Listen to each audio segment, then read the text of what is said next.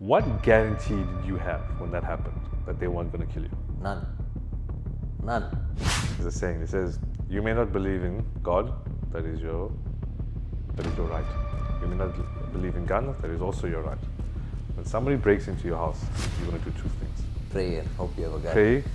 You're going to call somebody with a gun, and you're going to pray they get there in time. Okay.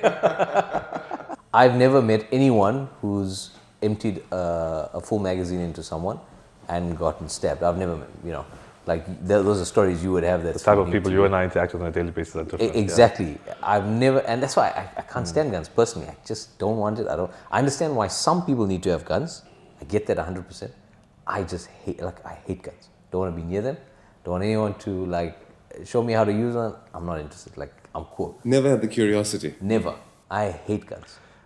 From childhood, you're a kid, you play with guns, whatever. But the first time I saw someone actually getting stabbed, freaked me out.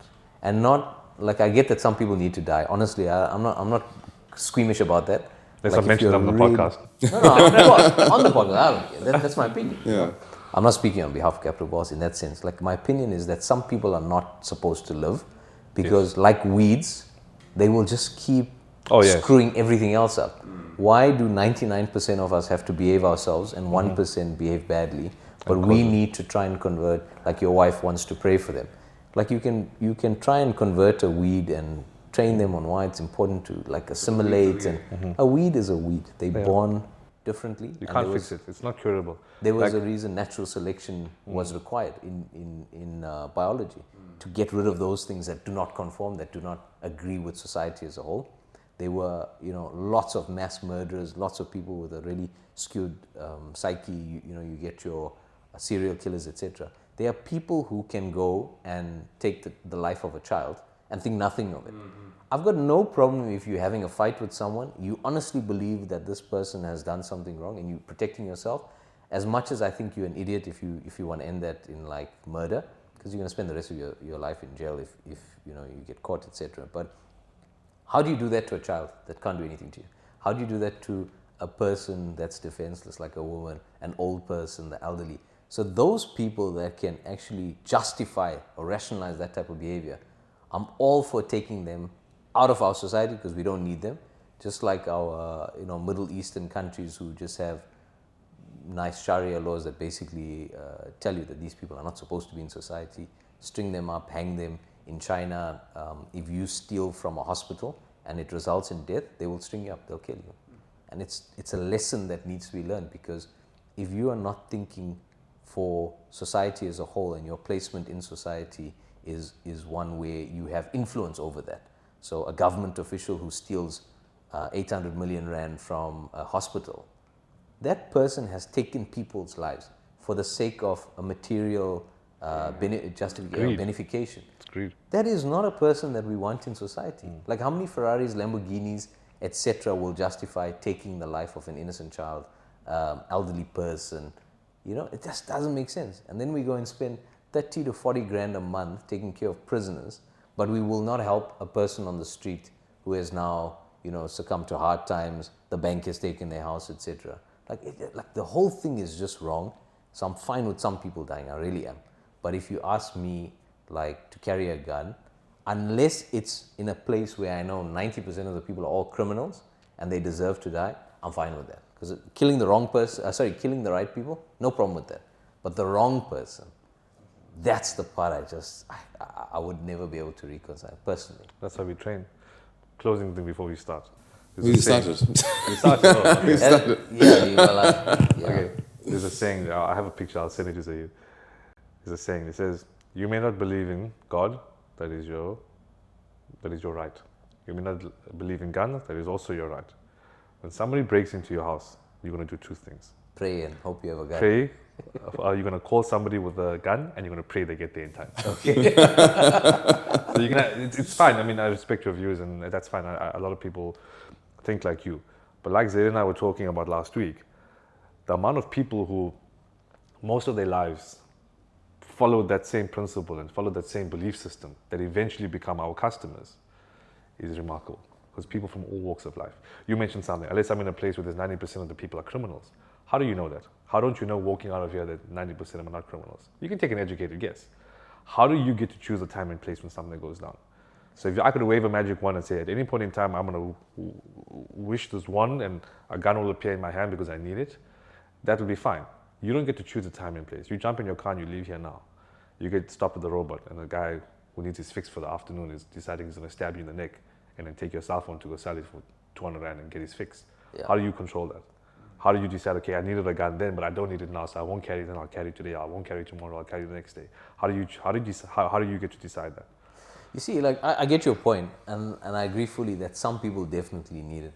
I think the way I personally would choose to structure my life is to stay away from situations where that might be a possibility. Agreed. So for example, I would not stay in a place that would make me feel uncomfortable because I'm fortunate enough that I don't have to. You know, unfortunately, some people have to, and I've had people that work for me, and I still have a few guys that you know, in our organization, where they live in areas where that is a norm, that could be a really high risk.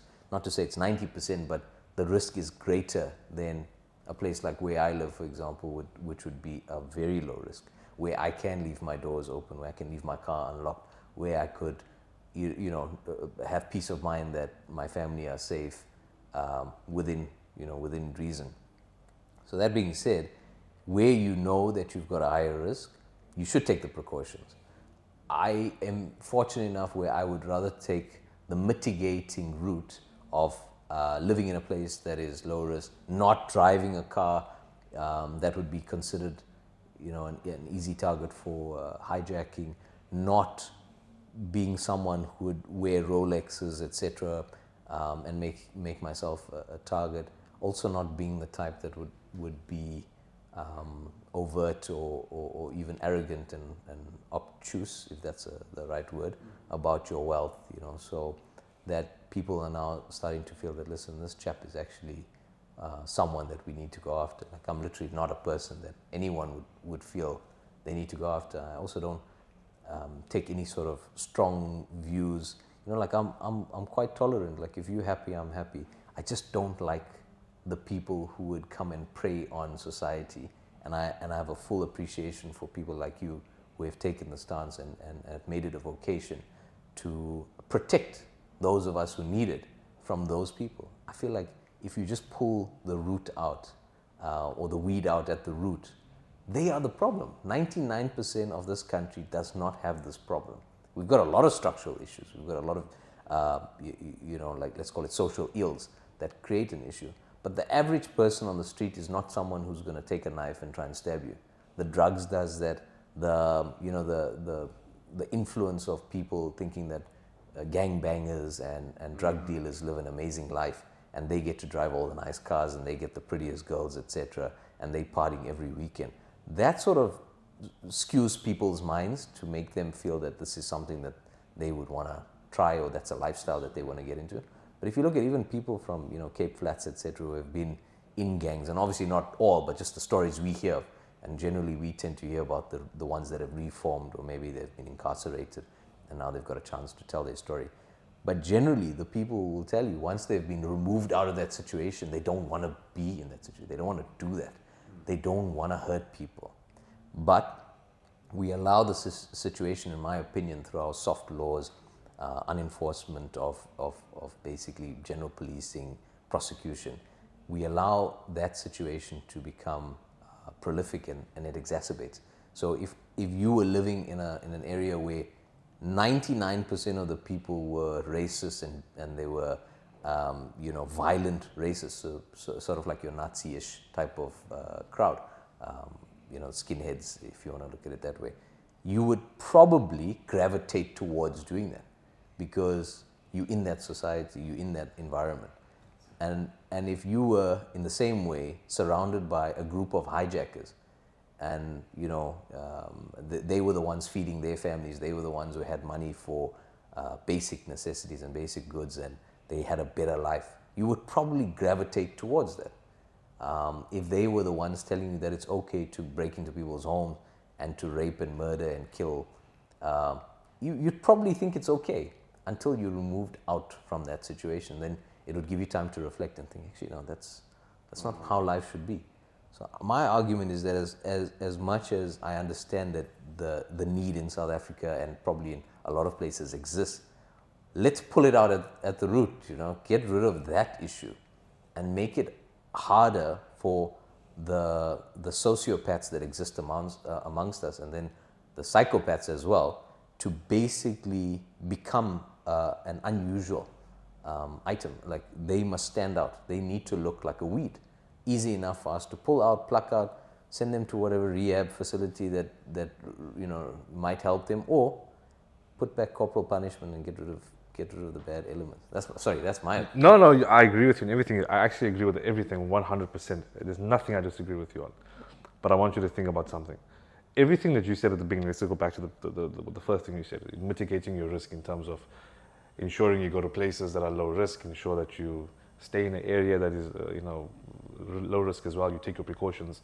As the saying goes, tie your camel. Tie your camel basically means take your precautions, and so on. You can do all that. And gun owners specifically, it's such a mind shift change when you get into firearms and you start carrying a firearm. I think it's because you have such a big responsibility now. And I think it almost forces you to look at the world differently, because now you have a sense of, let's call it power. The power, though, is not just about power or overpowering people or being more powerful than somebody. It's about having more control over your own personal safety. Most people who own firearms or who think like us do everything you just said. Try and avoid areas of high risk, try and avoid routes of high risk, try and avoid people that are trouble. We always have conversations that gun owners legally are not allowed to be around a firearm if you've been intoxicated. You're not allowed to handle a firearm if you're intoxicated. A lot of people decide, okay, cool, if I'm going to handle a firearm, then if I'm going to be drinking, I'm not going to handle a firearm. This is a very random example. Firearm owners, you will see, because of the process that we have to go through and because of the mindset change that we have, we become some of the most law-abiding citizens that you can even imagine. And because now you have this responsibility of your own self-protection, and it's opened your eyes to the potential risks, you start mitigating them by doing everything you just said. But I want you to think about something, and just to come to a single point about this whole thing, is that you can be cautious 99% of the time. The person who's after you just needs to be lucky once, and it's game over. And everything that you've done made no difference. Yeah. That's all that needs to happen. My point is that by carrying a firearm and being prepared, you're taking care of that 1%. Because the 99% has nothing to do with firearms. Making sure you can afford to stay in a place that is a gated estate or a safe area. And I personally believe unless you live in a gated estate, it's not safe. You can have whatever you want. Having a gated estate means that you'll kind of cut yourself off from, let's call it, the rest of the neighborhood or suburb.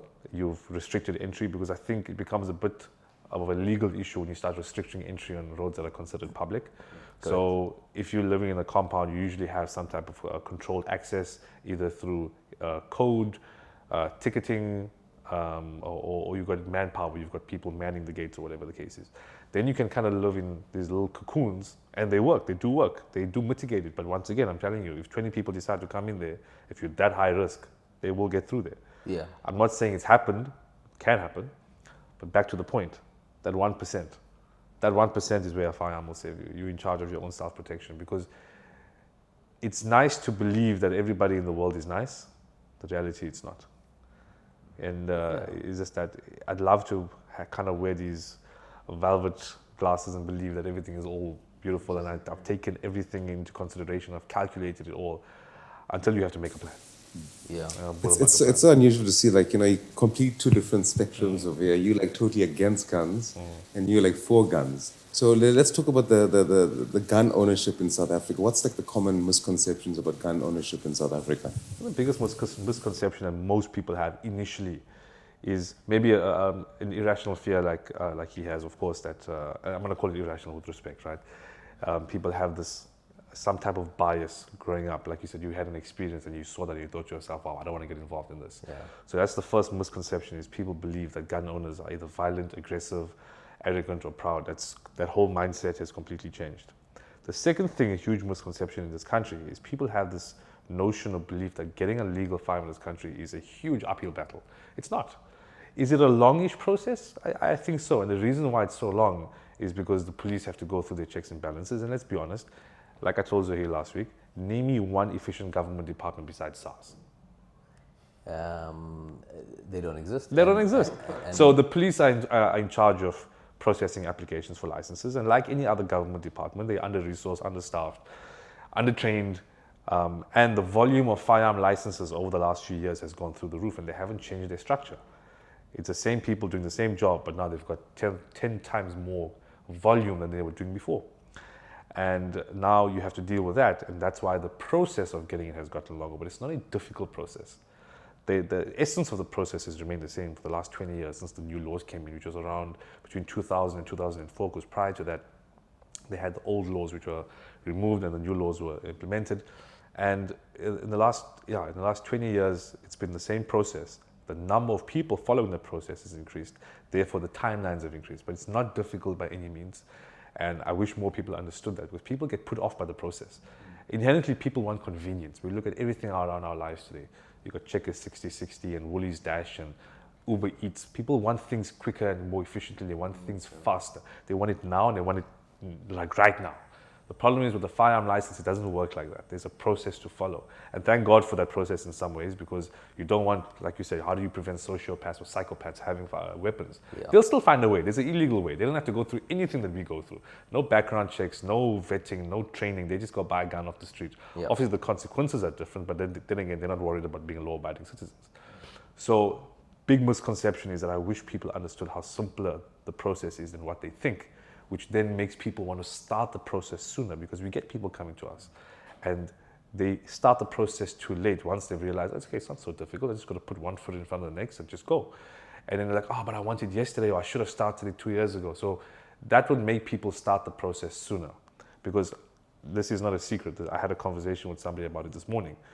There is an agenda, you can call it by government, by the police or whatever, to try and, for lack of a better word, disarm the population.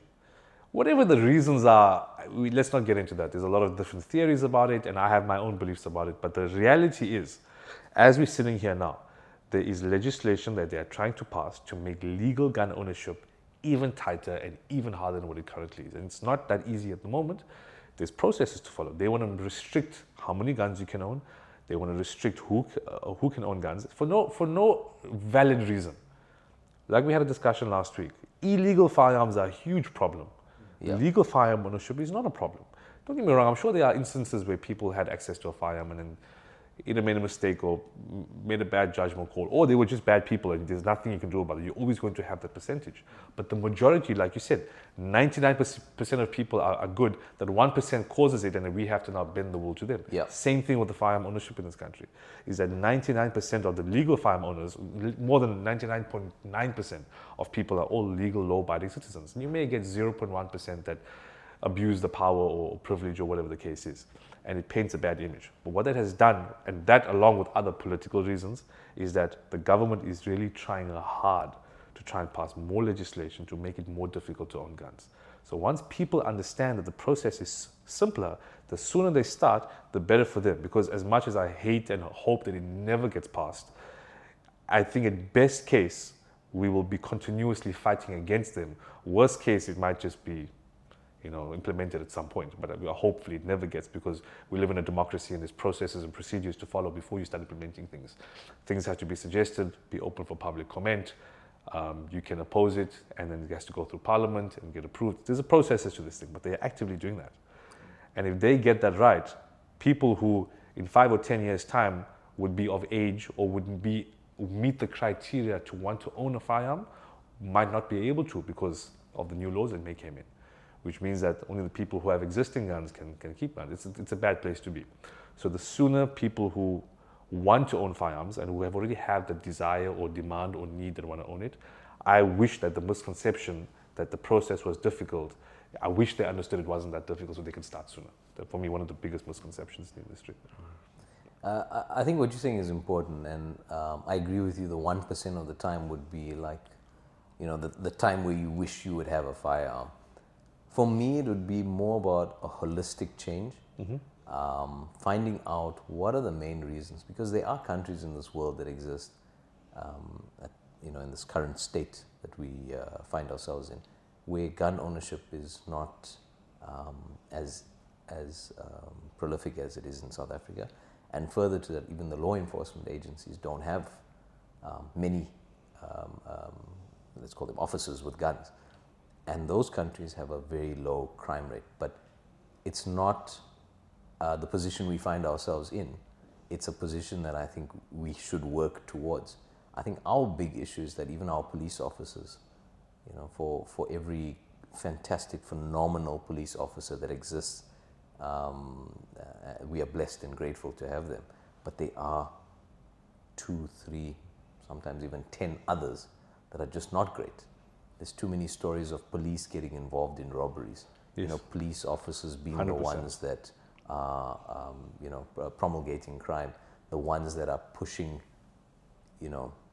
gender-based violence in their homes because they are now, they dysfunctional people, to say the least. Those are the incidents that we should be focusing on. The people who have guns and are actually responsible, I think it's great that they take the steps that they do take to make sure that those that have those weapons are actually decent people. And I think there should be further steps involved to continue that process, because a Theo Mudley who's fine today suddenly goes through divorce and a whole life-changing experience, and suddenly I'm not a nice person, but I still have the gun. What are the things that we are doing to pick up when someone is going through? I mean, there's so many cases where people have been on social media starting to, mention things about, geez, life is terrible and life is this and whatever. And suddenly that same person's the one that's, shooting their spouse in a restaurant. Like, where were the signs? Where were the signs? No, there were plenty of signs. It's just there was not enough focus on watching those things. I'm all for the right people having firearms up until the point that we can, make sure that all firearms are taken out. And I would think that a better way would be to, start forcing police officers to disarm the public as a whole, but start with the illegal ones. If someone's got a license to carry a weapon, wait, don't immediately target those people, because that's an easy target. You have a register of people who have a license. But what about, you go into the barracks in some of our townships. The police will not go to the barracks. You've got to have a whole task team coordinated before they will enter the barracks. That tells me that our system is flawed. You should be able to, as a law enforcement agency in South Africa, you should have access without fear or favor of any territory. If you've got the right to be there, if you've got the applicable warrants and permits, you should be able to go in there and disarm the criminals and make sure that society as a whole is protected. Because I think when we start allowing the misfits in society to have more power out of fear, that's where you have an issue. And that's why we'll now have this debate about you doing all the right things, but what about that 1%? I'm like, that 1% must be like 0.001 if the law enforcement agency did their job, if basic things were taken care of, social ills were dispelled, if housing was sorted out, if education was sorted out. So like we can go through that argument ad nauseum, but those are the things that force normal law-abiding citizens to start thinking, I need a gun. Why do you need a gun in a country that's supposed to be free and fair? Why do you need a gun where you're not the one, perpetuating any crimes or like causing disharmony to anyone else's life? My fear with weapons is that as much as you've got great processes, like you look like a really sturdy individual, human being with a sound mind, as is, what would cause you to flip over the edge? What are those things? And unfortunately in life, all of us, I'll speak for myself, but I suspect it translates and basically applies to everyone else. But there are times in your life where you feel like the world is over, like something has happened, a loss of someone that you love that you never expected, someone breaking into your home and making you feel absolutely helpless and, I always get this one wrong, emasculated, I think that's the word, I always get it wrong. So you have these moments where you feel like, okay, there's nothing else that will work. I mean, how many of us have gone through some sort of trauma, especially when you're my age, nearly 40, when you go through some sort of trauma in your life, I really wish that person would not exist anymore. And the thing is, that is scary for me, because not everyone will be level-headed throughout. You can pass your assessments, you can, you know, show psychometrically that you've got a sound mind. Something will tip you over. There's been incidences where people have lost parking spots, and the rage infuriates them, and suddenly they're pulling a gun out on the person that's stolen a parking. People driving cut you off in traffic, and suddenly it's my ego that's at risk here, and people are pulling out guns. All those things for me sort of speak to a larger issue. Not the businessman who's trying to protect himself and his family. He happens to be operating in a high-risk area. He happens to be working with a product that would be considered high risk. Jewelers, for example. But I take an example from a shopping mall, and I don't want to mention specifics because, you know, it's really not nice to mention specific families, but a jeweler working in a really nice shopping mall in Gauteng, and 5 people came in to rob his store, and he decided he wanted to fight back, and he ended up dying. Like, they shot him dead. Not that he was at fault, not that he shouldn't have the right to fight back, but I wonder what the situation would have been like if he had said, take it, if I'm alive, I've got more time to make it back. And as much as that is a really poor reflection of us as a society, to make a call in that way, to say that, thank God I came out with my life, or, you know, luckily they only took the cell phone, and they only took the jewelry, and they only took the laptop, and they only took the house safe, or whatever it is. Luckily it was just that. As much as that is a bad way of thinking, we don't have the systemic issues sorted out yet. And I don't know if it will be. I get scared when police officers who have a 33% pass mark in school suddenly get promoted into the ranks of, all the different ranks of policedom. And those are the people who have firearms that are now supposed to protect us. I get really scared, especially when I see guys in full uniform, drunk, full uniform high, full uniform fighting with their girlfriends and wives in public in a violent way, abusing their children, not having sense enough to know that that's not how you want to have society built. That's not how you want to behave in society. I get scared about that, but not to say that I'm against guns completely. The right people must have it. I think we must just be more cognizant of the fact that too many people in South Africa, unfortunately right now, not to say the majority, but too many of them have guns, whether illegal or legal. And that for me is scary, and which is why I'd say I'd rather be 99% safe and take as many mitigating factors into account to try and bring my risk down.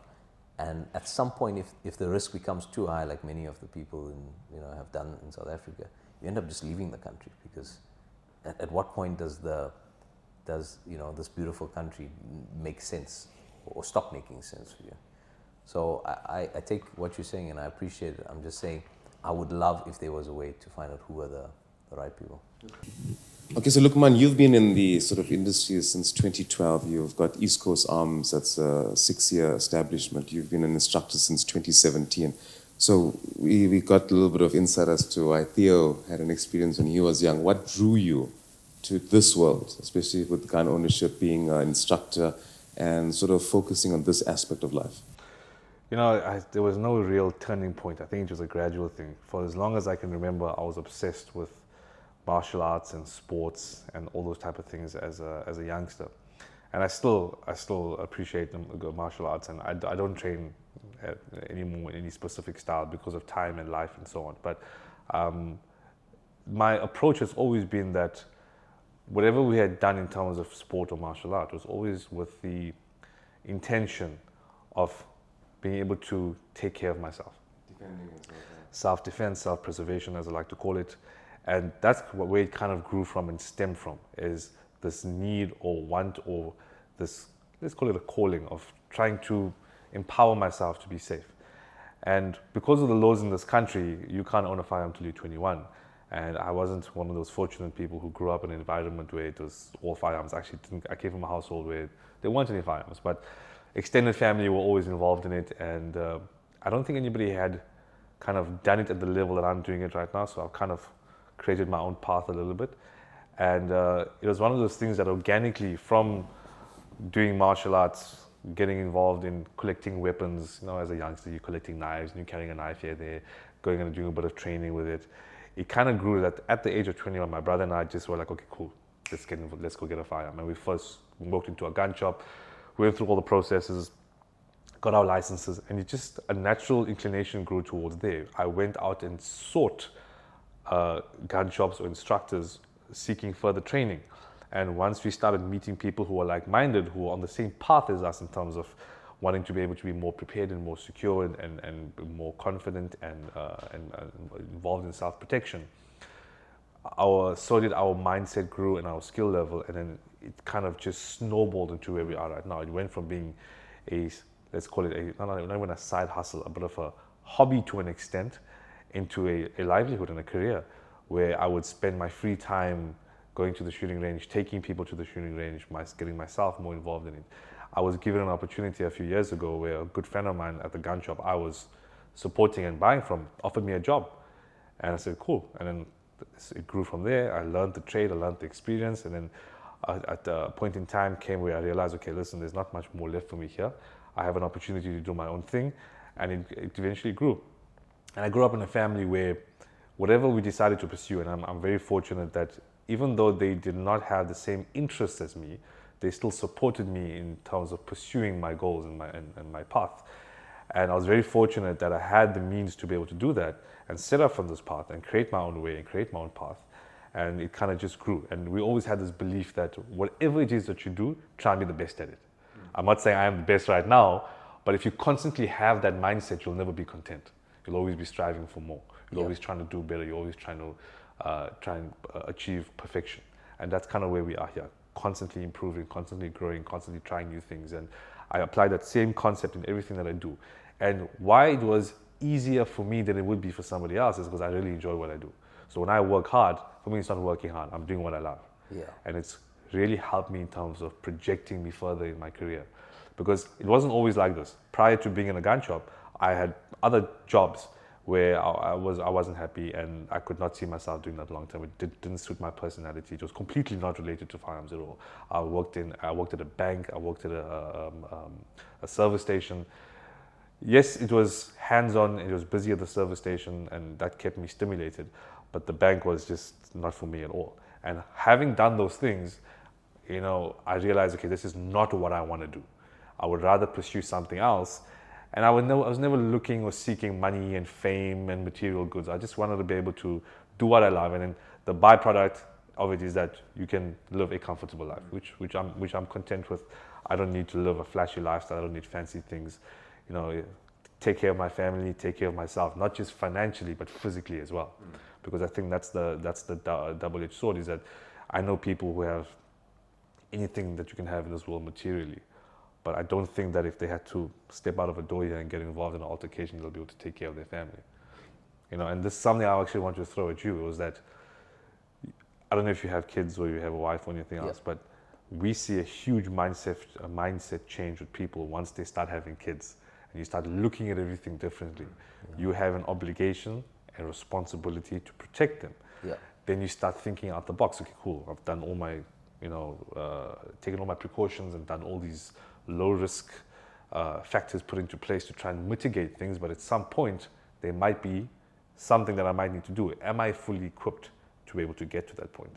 Anyway, I digress from my original point, but to answer your question, it was a natural progression. It wasn't like I just jumped into this. It was a gradual progression over the years. It's always been a passion of mine. And I think that part of the reason why we've had, let's call it the success we've had up until this far, is that people grow off that passion. When you walk into our store or my store, we're not just selling a product, we're selling a service, we're selling an experience. And because we're so niche, what I can help a customer with in terms of his experience and his path and this journey he's about to go on, you can't learn that out of a book. You can't learn that out of watching a YouTube video. This is a lifetime of commitment to something that somebody can walk in and learn from my expertise, and I can help them on this path. And as my customers have progressed and as I have progressed, it's just we've established more and more and more, and just kind of grew to where we are today. So Fantastic. That's great. So how would you sort of like tie it in? I mean, now you're living in a society where you mentioned the crime stats in South Africa is like beyond any other country. You've mentioned, living in a sort of a state, you have these low risks of and high security that you won't be in a situation. But like Luqman has also mentioned, anything can happen. 100%. You got to be prepared in a situation. So, what kind of people approach you to Eastcoast Arms? Like, are they gun owners? Are they looking to get into it? Are they looking for the experience to have some fun? How would you approach those kind of individuals coming to you? Like, how would you sort of say, okay, this is a gun. It's not a toy. This can take a person's life. This can protect you. So how do you approach it when you come with a person who has absolutely no idea what a gun is, but wants to sort of, that has a curious mind as to what it's like to fire a gun? So, like I mentioned before, our industry has been fortunate in the sense that we've been growing, and unfortunately, as crime gets worse, we get busier. And I think that most people, and I'm hoping Theo never gets to this point, but most people get to a point at some point in their lives and like, oh, listen, I've tried everything. I've done this mitigating risk factor. I've done this. I've done X, Y, Z. I don't plan on immigrating, either because I can't afford to, I don't want to. My family is here. My base is here. But I want to be able to take care of my family. And at some point, you can have all the electric fencing, all the cameras, all the beams, all the security, all the infrastructure. At some point, and I use this example, is that if somebody really wants to get to you, at some point they could. And that person is going to be standing in front of you. It is your obligation, responsibility to be able to do something about it. And people eventually, the penny drops and they realize, okay, well, listen, I think maybe it's time to get a firearm, because that is, now we're talking about immediate self-protection, self-preservation. So the amount of people that we are seeing from all walks of life, every single profession you can imagine, down to what we would call the lower class, people who are not as fortunate as we are. And there are people way more fortunate than us and people less fortunate than us. But we all face the same risks.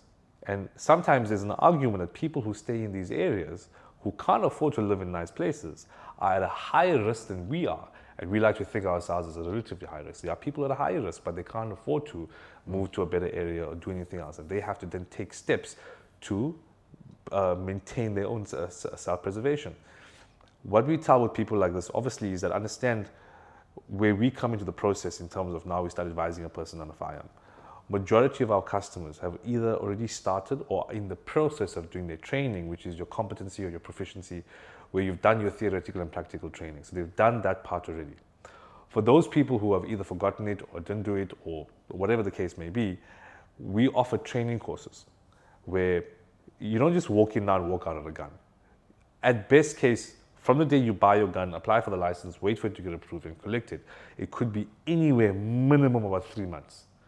From just the licensing process, not the competency and everything else, which means that I've got 3 months to offer this client, customer, student, an opportunity to attend a training course. My flagship course that I run, I teach people, I'm an instructor, is a course that's tailored around basic firearm handling. And we call it Back to Basics because in essence it is a basic course, there's nothing advanced on it. But it is so based on not just the fundamentals of safety and shooting, we also go into defensive mindset. We call it EDC, everyday carry. It's a colloquial slang word we use for carrying a gun every day. We talk about things that a person can do to make carrying a gun easier. We talk about clothing, we're talking about holsters, we talk about mindset, we talk about making sure you conceal, and we talk about other things also related to self-defense. So that course we run a few times a year and we have massive responses to it. Almost every course is at full capacity. We get like 30 people a course. And it's only so many people you can accommodate before it becomes too much to handle. And that's one of the things that we offer to our customers is a fully designed, structured course to bring you up to speed on safety and handling and so on. And that's just the stepping stone. There's still more things you can do after that. But once you've got that foot in the door, from there it's easy. So that's something that we would do on the shooting range. The rest of the stuff we would do in terms of passing on information and getting people to the right point would be our interactions with them in the store, giving them little pearls of wisdom. Just make sure the gun's pointed in a safe direction. Make sure your finger's off the trigger when handling a firearm. Making sure you're carrying in the correct way, abiding to the law. The law says you have to carry the gun in a bag or a box or a holster. It has to be under your direct control, and it has to be not visible at all, unless you are security. But that's a different conversation. As a civilian, you're carrying a firearm. It's not only recommended, it's obligatory to conceal that firearm. So these are things that we would do on a personal level when a customer comes into us. So, that's why our level of service is so much higher, because we take a personal interest in each customer that walks in. There are certain customers that walk in and they just need a product. They're buying a box of ammo, they know exactly what they want, you do the paperwork and off they go. Most people come in for a service. So people are coming in looking for an experience, they need advice, and we just try through our interactions, try and pass on as much knowledge, information, and experience to that person in that short amount of time we have them there for, or we try and get them onto our courses and we get those people up to speed in terms of where they need to be in terms of safety and everything else. Fantastic. That's great stuff. What about like incidences like recently we've had the looting or the riots that took place? Was there like a surge or an increase of people's interest? Firearm ownership, post-looting, the looting was a massive catalyst for people owning firearms. And I'm using the word catalyst. I'm not saying that it made new customers. I'm saying it sped up the process. I think organically we would have gotten to this point anyway, but it may have shrunk that time down by half, because I think we're heading in a specific direction in this country. And we spoke about it earlier, socioeconomic issues. You almost mentioned the problem and you mentioned the solution, but in between you mentioned a couple of things which I want to address a bit later. But you mentioned the two big things as identify problem, which is XYZ, and here's the solution. It's not firearms, it's a systemic socio-economic problem. It deals with corruption, it deals with inefficient government, it deals with government's greed, it deals with exploitation, and that kind of ties hand in hand. And unfortunately, everything else in between is the meat in the sandwich. But going back to the looting, it was a huge catalyst to people owning firearms. During the looting itself, I was one of those few gun shops that were already established. Post-looting, the number of gun shops that have opened up, not just in KZN, in South Africa, is astronomical. And more people are now getting into it. And I think a lot of people saw the opportunity from a business perspective. And I think sometimes you can tell the difference when you walk into a gun shop, the difference between somebody who's doing this as a business, who's selling a product, and a person like myself, and I'm trying not to blow my own horn, but you can tell the difference between somebody who's offering experience. And I was doing this before that. So we were fortunate that we were there. But that time during the looting was mayhem. I talk about this on my courses because we relate incidents of things that happened during that time. I don't know where you guys were during that time, but I can tell you where I was. It was during the day I was at the shop alone. My staff couldn't make it to the shop. The roads were closed. It was unsafe for them to come. So sometimes I'm there alone. And I wish I could have been at home, patrolling or holding fort with the other patrollers or anything else. I was very fortunate. I lived in a gated estate, so things were very secure, but we were manning the roads outside. I couldn't be there during the day because I was at the shop, because people were coming to me for supplies. Now, we kept everything above board, even though things were, things were going all over the place. We made sure that anybody who bought ammo had a license, but I can tell you, we had no magazines left. We had no ammo on our shelves. You get different types of ammo. You get your normal cheap ammo that you just throw down range when you're shooting at the range because it's affordable, and you get your premium ammo that's meant to do more damage, or it's whatever the case is. Our shelves were empty, and you couldn't get more supplies. So whatever we had left on our shelves was gone, and people didn't care about the price. Anything that they could use to use in their guns to either ammunition, cleaning, magazines, holsters was gone. It was absolute mayhem. So it was a very busy time. We were at the whole day I was at the shop. We eventually had to start limiting numbers. We had a queue snaking out the front door down to the main gate.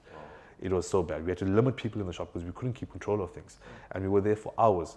Now remember, during this time, you weren't getting sleep because you're patrolling in the evening. We couldn't get our hands on food. We couldn't get our hands on fuel. So you're basically running on fumes. And you're obviously living with a stress level that you can't even imagine, because now you're worried about your safety, you're worried about the future, you're worried about your family. Everything's closed. There's a high level of risk. Are you going to get attacked? Are you going to get ambushed? It was not a nice time to be alive, but it was by far one of the busiest times we've ever had. In terms of our sales, and I say sales because it's an indication of what happened, it just went through the roof. It did drop again after that when things settled down. It kind of evened out. But to give an indication of where the industry is now versus then, 4 years ago, that was our busiest month. That may be a normal month for us now.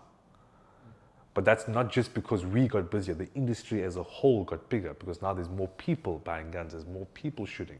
And that incident where people realized, damn it, the amount of people that approached me, and I hope I don't get implicated for this, that approached me and said, please, I'll pay you whatever amount of money you want. I just need a gun.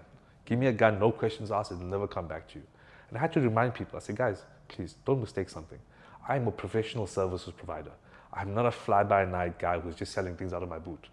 I'm an established business. There's consequences and repercussions for these type of things. I'm not going to do that. I can assist you in terms of starting the process.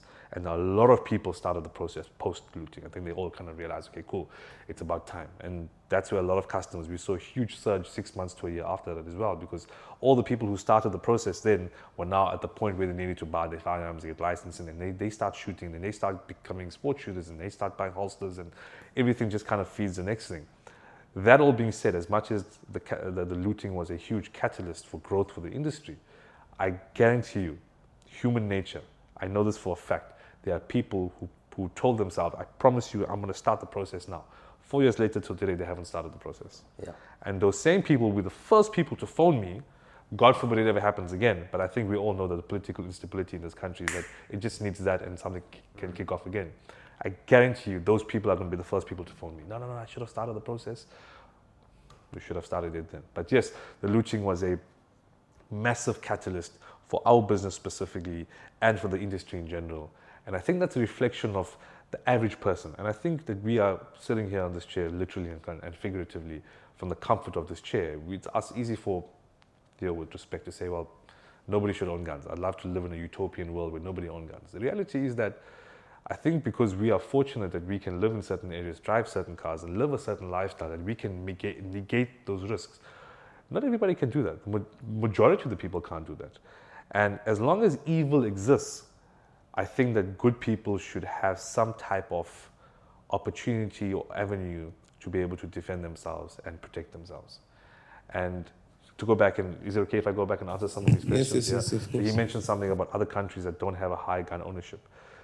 So let's take the UK, for example. Guns are banned. They had a mass shooting a few years ago. Nobody can own guns. Even certain levels of the police force don't own guns. They have the highest knife crime in the world. Yeah. What does that tell you? Yeah, UK is a really bad example. No, but it's an example, right? I don't know what's a good example. But my I think point Switzerland is, would be a great Switzerland has the highest level of gun ownership in Europe. Really? Yes. They own guns. Not like the US.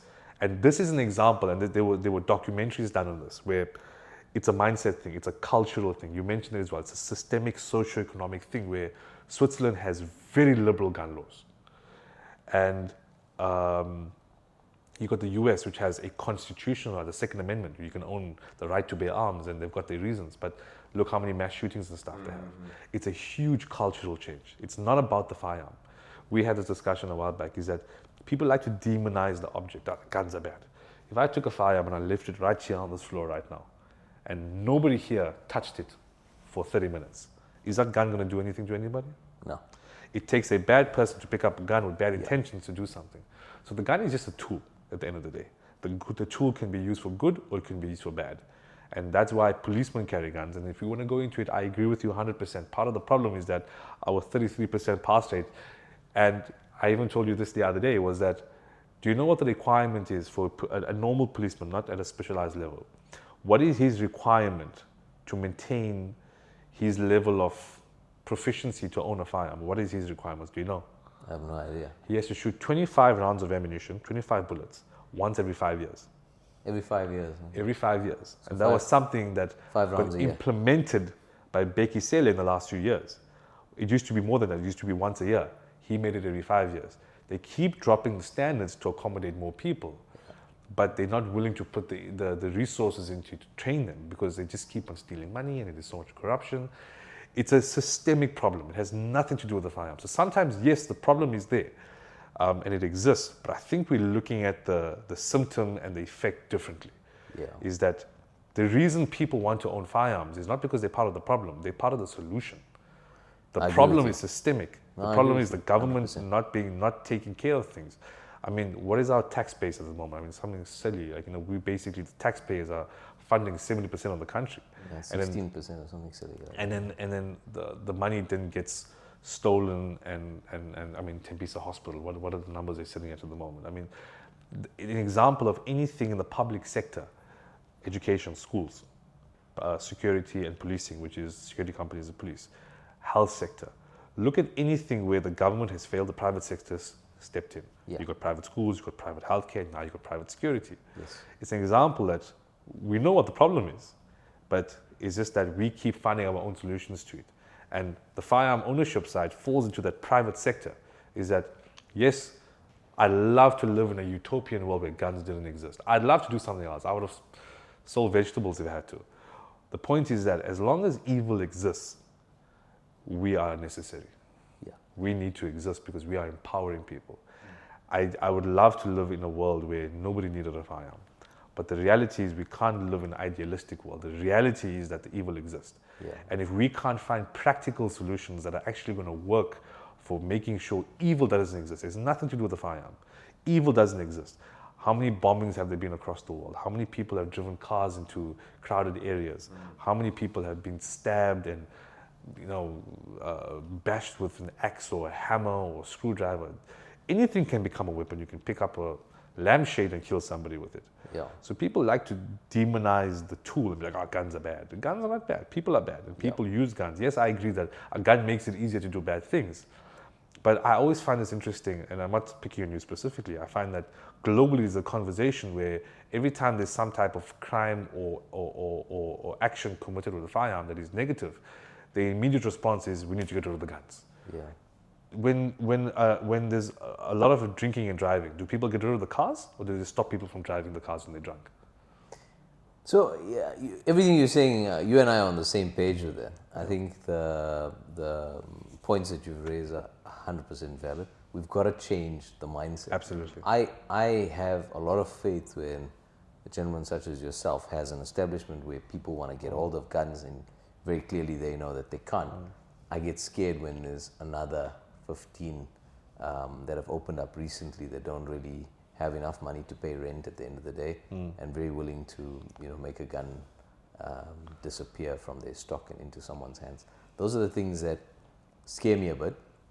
But everything that you say, I'm not against guns. I'm against guns in the wrong people's hands. Yeah. I'm not against guns. I'm against people having to defend themselves in a society where, like you say, we pay tax. We're not supposed to have these issues. I look at Switzerland, when I went there, I didn't feel any anxiety anywhere. I mean, literally walk anywhere. When I went to Dubai, I didn't feel any anxiety. Not the best of places. You go to Abu Dhabi, I didn't have any issues with my daughter walking around.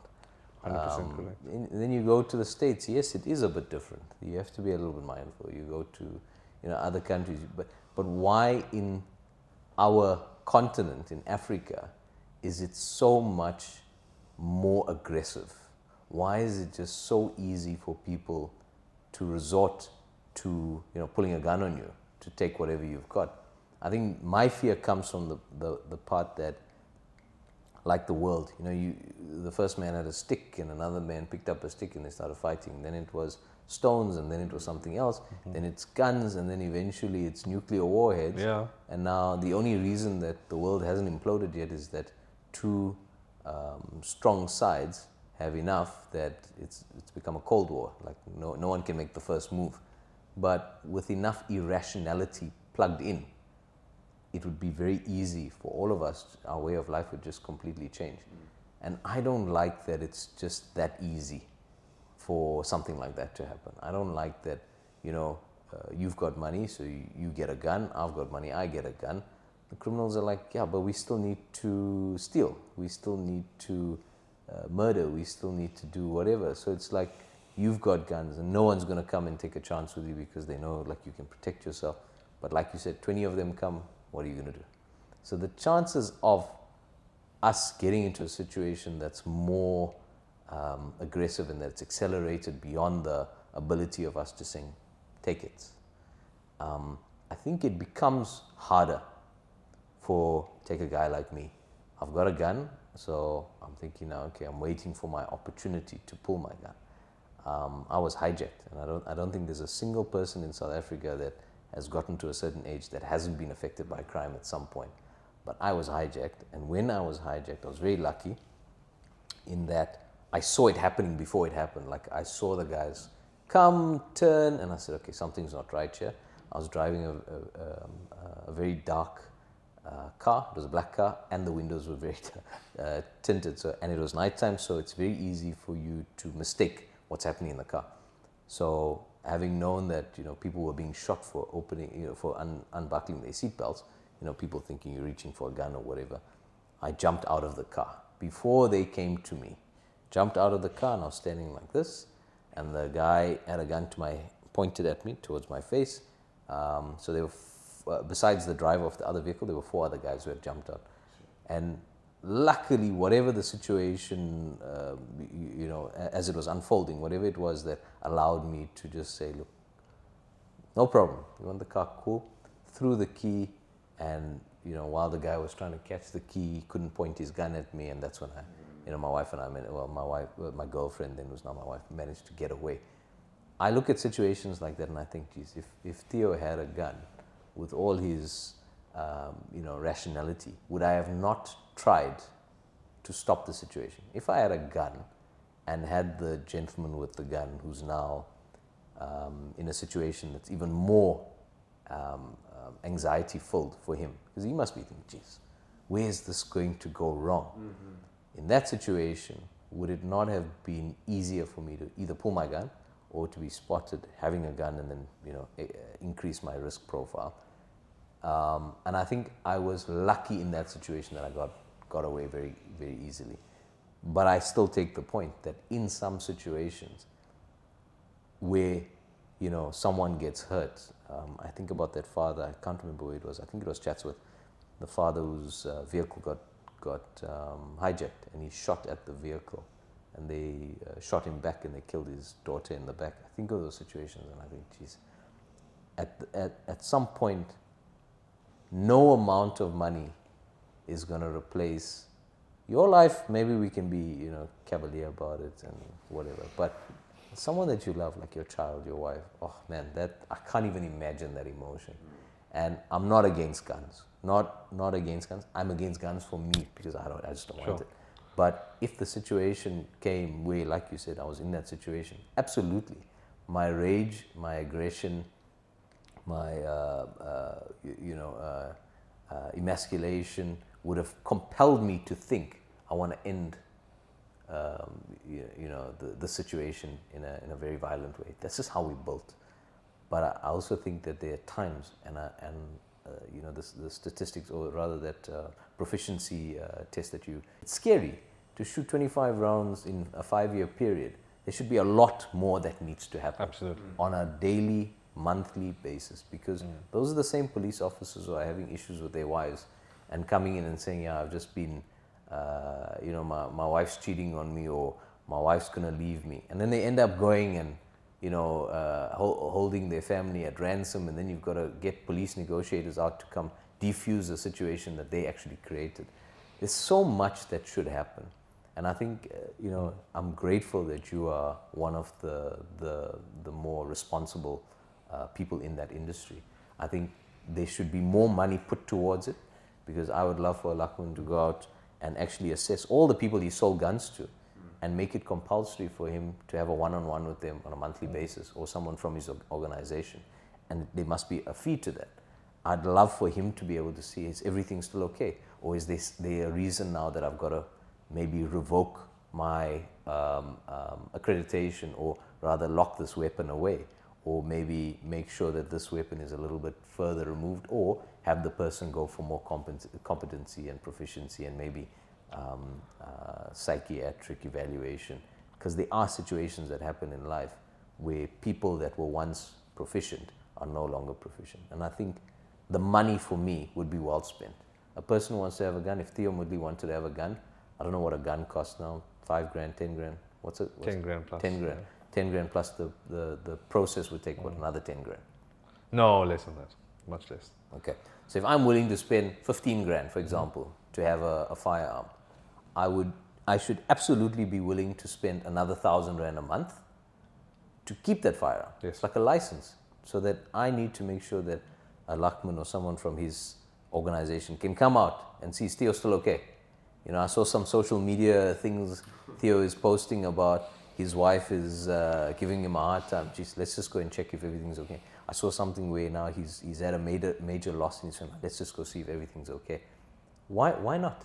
Isn't that a better way? And that doesn't forgive and that doesn't fix the issue of the illegal firearms, which is a far greater issue. Mm-hmm. I would very happily pay, in addition to whatever it cost me to give my gun, I'd very happily pay another 1,000 if I could go and allow a Luqman and his crew, or even some of the security agencies out there, to go and find people, purposely find them, who are carrying weapons. Do they have a license? Have they been accredited? Is it still valid? And if not, remove it immediately. Have a nice process, remove it. In your vehicles, you guys are driving around constantly, you are seen as a presence, even though it's not your place, even though it's not your job. But absolutely, I would pay for it, so that we can get more of the illegal guns off the street, so that it becomes easier for the rest of us to not have to worry about it. Yes, they will pick up a stone, they will pick up a stick, they will pick up a knife and try and, create that. But the chances of you surviving a knife fight, obviously not in Chuck Norris's hands or someone who's more proficient, but chances of you getting stabbed is greater than if someone were to try and shoot you. And yes, it's all about bullet placement, etc. And yes, a knife can stab you in the organs, and it becomes harder, or cut your arteries. I'm just saying it's easier. Someone coming to me with a gun, I can sort of get back, diffuse, try and move away. I can put myself at a distance so that it makes it harder for him to come near me. Or if he's really close, I can step in to make his ability to strike me harder. All those things are possible. With a gun, it's a little bit trickier. It's a lot trickier. Someone, even as you're running away or turning away, very easy for someone to be able to shoot you. Not saying that it would be a fatal shot, but it is possible. So, as much as I'm saying I'm against certain people having guns, I'm also very much for the right people having the authority to get the guns out of the wrong people's hands. Oh, yes. And thereby turn the system. If you say Switzerland, sorry, I didn't even know that. I never felt any sort of anxiety in Switzerland. It was the weirdest thing. But if the Swiss are able to keep weapons, that means that they've got a system that's working. It's a cultural thing. That people obviously understand when to use a weapon, how to use it. They're also in the right mindset, because you don't hear about a lot of violent crimes happening there. You also don't hear about a lot of domestic crimes happening, and violent domestic crimes. So there is a system that's working. Why can't we just copy and paste? Why can't we implement? There's a lot that has to happen. You spoke about it as well, systemically. Lots of issues. And that becomes an entire debate. But the thing is, we're not stupid people. There are enough intelligent people in this country that it should be easy to make work. Estonia's got a government that's run with a lot of computers and artificial intelligence. I'm not sure if you've seen that. And it works well. Those are things that we need to look at. If our people are failing us, why are we just accepting it? It's not the majority. There's about 5,000 people in this country that hold us to ransom, funny enough. So why do 60 million people allow 5,000 people to hold us to ransom? Do they have bigger guns? What is it that's allowing us? Element of surprise. Hey? Element of surprise. Because with all due respect, sorry, I don't mean to cut you off. No, of course, no. Going, all due respect, like you said, it's 5,000 versus 60 million. It's because let's just make a blanket statement here. 60 million people are kind of moving with blinkers on and not really being prepared. Those 5,000 know that the 60 million is going to give them whatever they want. If we follow that same thing about just take what you want, it's fine, it's going to keep happening. What's going to stop them from doing it? The police force are supposed to be doing it. But if we've agreed that, listen, there's a huge systemic problem here, how do we fix this in ourselves? I want to play devil's advocate for a second. You mentioned when you were hijacked. And you mentioned that you saw everything happen, you jumped out of the car and you did what you had to do. I'm going to throw a spanner in the works. What guarantee did you have when that happened that they weren't going to kill you? None. Nothing. Absolutely none. So there's nothing that you could have done. So the reason they didn't kill you was not because of anything you did or didn't do. It was their choice. Yeah, 100%. So you had no control over the situation. Correct. You just got fortunate. Yeah. Would you like to be in that situation again? Never. That helpless situation. So there's different levels of this. People think to themselves, I'm, Jordan Peterson mentioned this. He talks about harmless and helpless versus being kind or something else with that effect. What he's trying to get at is the following. If I have a firearm on me, and let's say I was in that situation, and I'm not trying to say I'm a do it all, know it all. A few days ago, a friend of mine, firearm owner, got robbed. It can happen. It's very situational. But let's just say that if I was in a situation and I had a firearm on me, if I had seen an opening, I may have considered in that split second making a decision. That could have been you having a firearm. The point I'm trying to make is that you have no control over the situation. You have no control over your own life. They could have shot you for spite. How many unsolved, I don't know what the statistic is, but I can guarantee you, it's a very high statistic. How many unsolved murders in this country? They could have pulled the trigger on you right there, then dropped you for no reason, just because they wanted to, because they're trying to impress their buddies, they're trying to set a statement because they're not right in their head. They could have shot you, you'd have been lying in the pool of your own blood, dead. They would have driven off with your car, nobody would have found them. Yeah. What stopped them from doing that? Absolutely nothing. Yeah. Now let's flip it around. If you had tried to do something, do you think they would have stayed there to try and steal your car, or would they have ran away? I think with 5 against 1, Okay. the guy with the gun and maybe the others who were, keeping their guns concealed, I think they would have fired quickly because remember their gun was already raised, it was already pointed, it was already aimed. I'll give you a story. So you gave me a story about how a poor child got killed and Yes, dad was trying to drive. I'll give you a story. A few years ago, a friend of mine, he stays here in Durban, coming out of his driveway, sitting in his driver's seat, and he owns guns. He was by no means at the level he needs to be in terms of proficiency, but he wasn't a newbie. He knew how to handle a gun. Carried a gun, loaded one in the chamber. It was a weekday evening, sitting in his driveway, lighting up a cigarette. His window is rolled down, and he's about to drive off, and he sees a car coming up the road. He sees this car. He identifies the car. He's waiting for the car to pass so he can turn out, and he sees the car start slowing down before he gets to his driveway. And then he notices the car, and he says, okay, this could be my brother. He's got the exact same car. The car slows down and then just starts speeding up. And as the car starts getting closer to him, going at the same speed, all the doors start opening and a whole lot of guys jump out the cars with guns and start running towards him. He takes his gun, he starts firing. The one guy, he shot him about 3 or 4 times. As he ran, he stumbled and fell down against his car, dead. The other guys started running behind the car, trying to get back in the car because they're getting shot at. And eventually they drove up. To escape. They drove up and left his body dead by the car. Normal civilian, not by any means at the level he needs to be. Doesn't shoot every week like me, doesn't own 100,000 guns, does not a highly level security, no specialized task team. Normal civilian, having a smoke in his driveway, gone into the garage to buy bread and milk, wrong time, wrong place, came out on top. Yeah. What guarantee did he have, just like you, that those guys weren't going to shoot him right there and then? None. He fought back, and guess what happened? He got lucky. Yeah. He didn't get lucky. He was in total control of the situation. If he didn't have a firearm, there was nothing he could have done. If you have a firearm on you, you can do something. If you don't have a firearm, you can do nothing. I agree. I think in that situation, he got lucky because 4 of them decided that he wasn't. No, it's human nature. So yes, we spoke about this fighting. off record. We spoke about how people don't just fall down dead. People can get shot 17 times and still move forward. I agree. My point of this whole thing is that I am in more control of my life, whether I live or die, by carrying a firearm, so I can respond and choose or decide, or situation will dictate if I can fight back. But if I don't have anything to fight back, I don't have a choice. I'm a victim anyway. Yeah. So when you leave your house in the morning and you are unarmed, and you haven't taken any precautions, or even if you have taken precautions, you've accepted that if I leave this house right now and something happens, I can do nothing. Yeah. If I have a firearm, I can do something. But if I don't have it, I do nothing. I'll give you an example. Nothing happened, but I'll use this example. So I know of a person who carries a gun. And they decided, okay, now I'm going to Gateway to do some shopping. I'm not going to carry the gun. I'm going to try and clothes, and it's going to become cumbersome.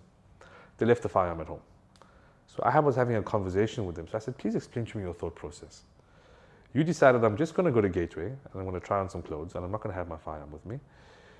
And what would have happened if you needed the firearm and you didn't have it with you, or you had an opportunity? What is your thought process? Did you kind of accept, okay, I have the means to defend my life, I chose not to carry my firearm, therefore I've already accepted defeat. I know that whatever happens now, I can be as skilled a shooter as I want, I don't have a gun. I cannot fight back. If anything happens, I'm a lamb to the slaughter. If I die, I die. If I live, I live. It's not in my hands. I'm not comfortable, me personally, and most gun owners are not comfortable with allowing that level of control by another human being to have over my life. And that's the key thing here, is that we can get into a whole political argument about why we are in a specific place. At the end of the day, it comes down to nuts and bolts. Do you want to live or do you want to die? I don't want to die. Everybody wants to live. Now, it's not even just about your own life. I got 3 kids. He and I had a conversation about this. I don't want to be walking on Durban beachfront and look and have an incident and my kids look to me for safety, security, and look at me to be able to do something if something happens and I'm not equipped or capable of doing something. Yeah. I don't want to see that look of helplessness in my kids' eyes when they could be targeted, they could be injured, caught in the crossfire, they could be kidnapped. Child trafficking is a thing in this country. People don't realize how common it is. They are people kids that are kidnapped from a shopping mall, from here or there. These things can happen. If you have a firearm, it is a stepping stone towards it. I told Zahid this the other day. Buying a guitar and thinking, buying a firearm and thinking you're safe is like buying a guitar and thinking you're a musician. You understand the analogy, right? You got to know how to use it. That same argument applies here. Having a firearm does not make you safe, but you can't be safe if you don't have a firearm. And I think that people who get involved in these situations and they say, I just surrender and let them take what they want.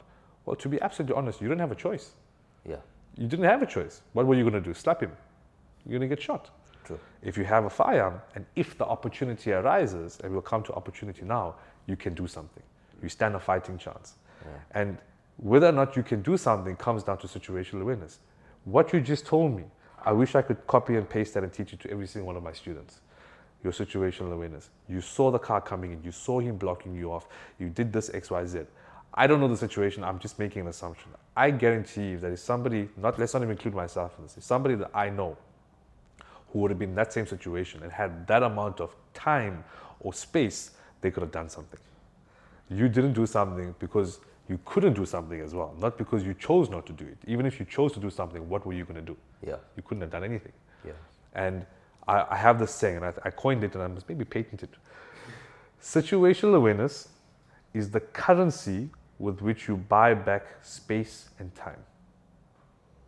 Situational awareness is the currency with which you buy back space and time. Because when people attack you, whether it be a personal attack, a kidnapping, a hijacking, whatever the case may be, how many times have you heard somebody, I was sitting at the robot and the guy came out of nowhere? People don't come from nowhere. Yeah. There's no David Copperfields here. You were sleeping. You were not checking your mirrors. You were not checking people around you. You were not looking at where you are. Nobody comes from nowhere. Somebody comes from somewhere. Yeah. You weren't paying attention. Yeah. By being switched on slightly, it buys you the time, because in your head, mentally, you've cocked the hammer. You're ready to act. You don't have to be sitting like this, ready to fight everybody, but you can just be aware. Casually checking, okay, there's the exit. Cool, that person's sitting there. Okay, that doesn't look very, so that looks suspicious. My wife took the kids to a playground a few years ago. And they were there with the family during the day, during working hours. They were sitting there, and there was a group of guys that walked in, well-dressed, and sat down at a table. Didn't have any kids with them. All well-dressed, 4 young men sitting at a table just looking around. If that isn't suspicious, I don't know what is. Yeah. She didn't have to draw a firearm and fight them off. What did she do? Told. Got the family, told them, everybody jump in the car, let's leave. Okay. Avoidance. Yeah. But that was situational awareness. She could have easily said, no, I'm having such a great time pushing the kids on the swing, not paying attention to what's happening around her, and God forbid something could have happened. Of course. Yeah. Or, best case, they were already surveying the place, scaling the place, because they were preparing an attack. Name me a softer target in a playground with young children and mothers. Name me a softer target. Who's going to do anything there? Can't think of much. So situational awareness is so important, and to get really deep into it, there was an American guy. He was a lieutenant colonel in the U.S. Army. His name is Lieutenant Colonel Jeff Cooper. So he was considered the forefather to an extent of modern day gunfighting in terms of the training and the tactics that we use. And this concept is taught in the military. It was taught in our military years ago, and it's taught in the US military as well. They call it the Jeff Cooper's color codes of awareness and preparedness. So basically he takes a color, and that color represents a person's state of awareness or preparedness. Code white is completely switched off to the surroundings. You don't know what's going on, you don't know what's happening, you don't know where people are. Code yellow is you're kind of aware what's going on, you switched on, you're checking your surroundings. Code orange, you're one above that. You're a bit more tentative. You know, it could mean physically having a gun or your hand on a gun somewhere or being ready to pounce. Code red is you're basically in the fight, and code black is also in the fight. The point I'm trying to make, without getting too much into the color codes, is that most people are living in code white. Yeah. Where we need to be in code yellow. At least, yeah. At least. At least. Obviously, then if something escalates, you go from yellow, orange to red, black. But my point is that the majority of people are in code white. How many of us are guilty of sitting at a traffic light, not paying attention, we ride up to the next car in front of us, no space. Somebody comes and jams us, we're a sitting duck. How many people leave a space with the car in front of them in case they need to escape? How many people are checking blinds, checking cars around them to see what's happening? Yeah. How many people are sitting on their phones? How many people are walking through malls sitting on their phones, not watching what they're doing, walking on the street with their phones? It's, we are our own worst enemy in that sense, is that having a firearm is not the be-all and end-all, but it is the only fighting chance anybody can have. And I'm not comfortable, and neither is anybody else who owns a firearm, comfortable with leaving whether I live or die up to the person who wants to take something from me. And I want you to think about theft and crime to this most basic level.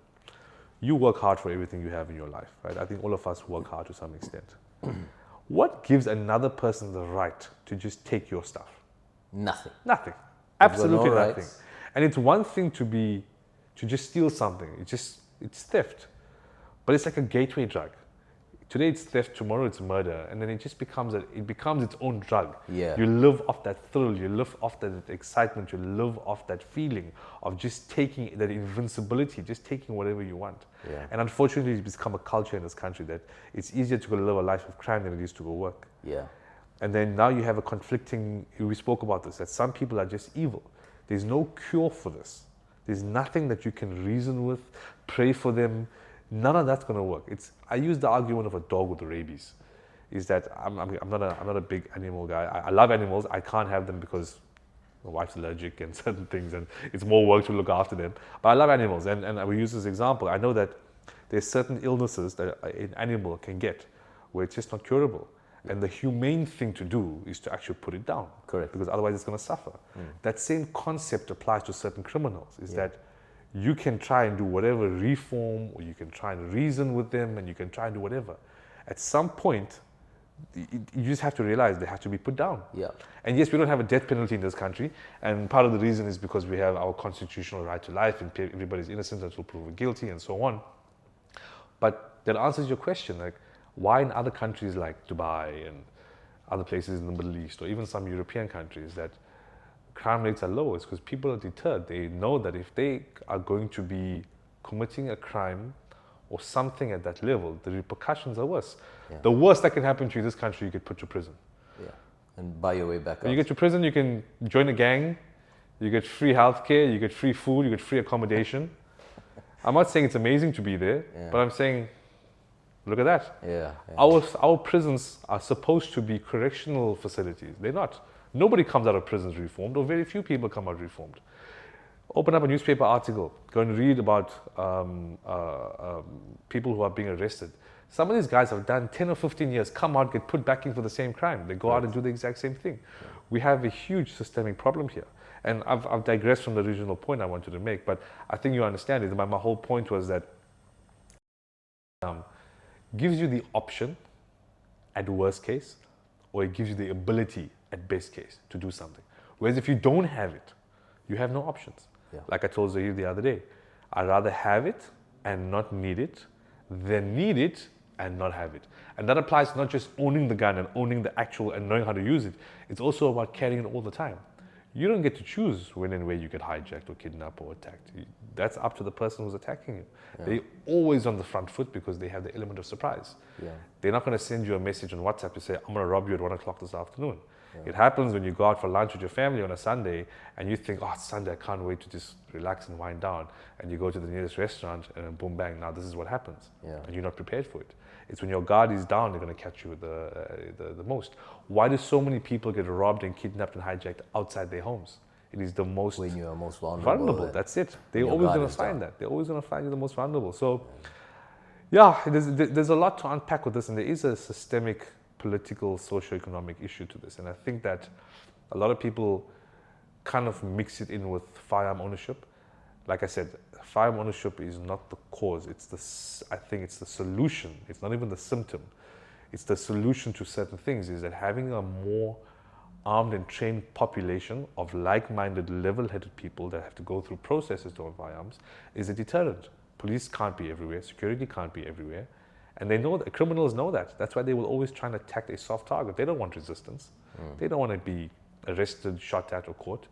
And if I may say so, specifically in KZN, under the leadership of General Nkonazi, yes, everybody knows who he is, a household name now. Because why? Why is he so popular? Because he's taken a hard stance. He's taken a hard stance. He doesn't play games. And I support him 100%. 100%. And you know, it's scary to think that they're trying to get him out and who they're going to replace him with. Yeah. I mean, in this country, they can't help you, but you can't help yourself. Correct. Yeah. They And make it very hard. then you get a guy doing good work, and then he suddenly gets kicked out because they want to try and push him out because he's doing good work. Yeah. It's like it's horrible. It's like now with Eskom wanting to apparently they wanted to impose charges for solar. So they can't provide you with power, but you're not allowed to provide your own power. So therein lies a huge problem in this country, is that the government can't help you, but you can't help yourself. And that's the whole thing about firearms, is that, cool, government, you can't take care of me because of how bad things are. We can go into the history, we can go to all the things, but cool, I'm gonna go get a firearm to license it for myself. And the majority of people don't own guns the way we do it. 1 or 2 guns maybe at most, and they carry it, and that's fine, and they're at a level that they need to be able to use it. Not everybody's at the level that we do it, and I appreciate and understand that. But even then too, if we start implying laws that restricts people from owning firearms, for whatever the reasons are, it's back to the whole point of, we can't help you, but you can't help yourself. That's unfair. That's very unfair to firearm ownership, to people who could use that firearm, or who will use that firearm to defend themselves. Yeah. And I think there's a lot of things to unpack there, but I do believe that legal firearm ownership in this country is under threat, yet still the private firearm ownership is still increasing, which is good. And I wanted to mention this earlier, is that I know you mentioned a lot of instances where people are going through things and people are going through troubles in their lives, and they always look for an avenue. That gets back to the 99 and the 1%. It's difficult to say, okay, well, listen, we need to look at disarming the whole country in general and moving towards this utopian society, because 1% of people who own firearms are going to use it to either commit suicide or kill their spouse. That is a problem that I think if they wanted to, they could poison their spouse. They could drive them over the vehicle. They could throw them off a cliff. Yep. You don't have to use a firearm. The firearm will just happen to be the easiest tool.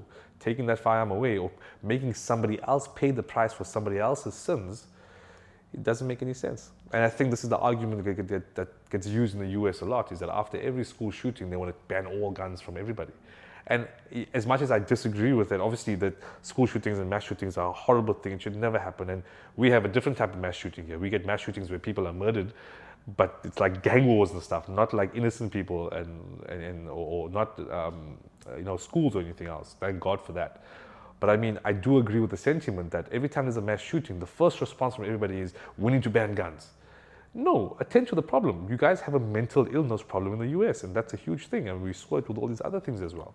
They need to, so that's their systemic problem, is that mental illness. Ours is also mental illness, but compounded by 100 times, plus. And I think that it's so much to unpack, but I think that in some way or form, what we do in terms of private firearm ownership and training and empowering people is that we give people a fighting chance. Yeah. We give you an opportunity to try and protect yourself and your family. I don't see any greater priority that anybody could have in terms than keeping you and yourself and your family safe while trying to just live a normal life. Yeah. I think, so if you, just a quick one, I think There is a study, Malcolm Gladwell talks about it in one of his books. It's either Outliers or Talking to Strangers. I can't remember exactly one. But there was a time in the UK where women were killing themselves. I mean, just normal suicide, but there was gassing that was piped into the house. There was a specific type of gas that allowed them to kill themselves easily. So what people used to do is they'd open their oven, stick their head into the oven, turn the oven on with the gas, and the gas would poison them basically. Was it not carbon monoxide? It was CO2, yeah, but in the gas, it was mixed in the gas. So they would then be able to kill themselves painlessly without any issues. It shuts your nervous system down. Correct. So you don't feel anything. So the thinking was that, okay, as soon as the law changed where that type of gas was changed into LPG or whatever it is, the safer gas, that people would find other ways to kill themselves, similar to what you said. If they want to kill their spouse, they're going to do it. And funny enough, they didn't see that. So it's not that I disagree with all your points. I'm saying that one part, if they had to make it harder for everyone, not just the legal ones, but the illegal ones more so, if they made it harder, there would be fewer opportunities to easily make that decision. I agree.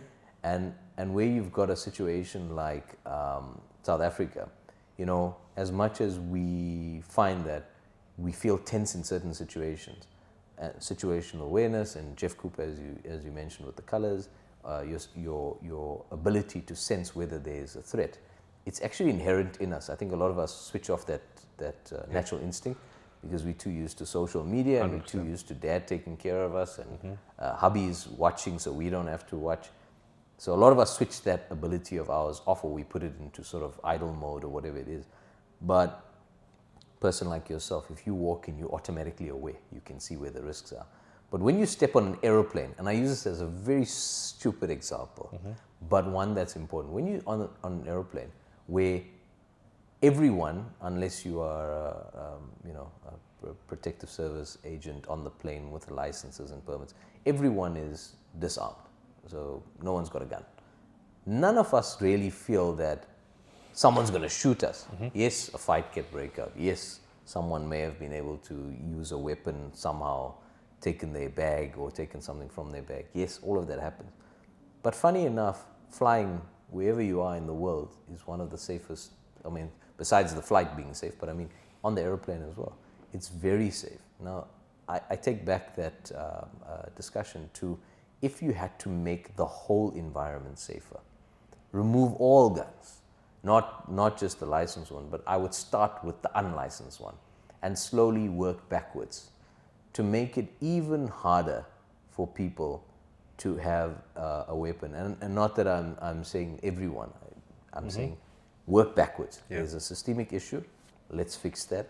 There are people who are using weapons as a way to basically enforce fear in the country and get away with crime and get away with murder and rape and so on and so forth. Let's get rid of all those issues as quickly as possible and work backwards, so that if Theo wanted to go out and rob someone, my options are, geez, am I using a knife, a brick? What are my options? Yeah. And I don't know whether that person is actually armed. They could be an armed person. I'm taking a chance. And absolutely, that person should have the right to end my life. Because, the law just gets easier and more comfortable for criminals, where you now have to, I don't know how true this is, you would know better, but you now have to take even further steps to make sure that that person is not going to do you bodily harm. And my opinion on that is, if you're in my home, that's my space. Yes.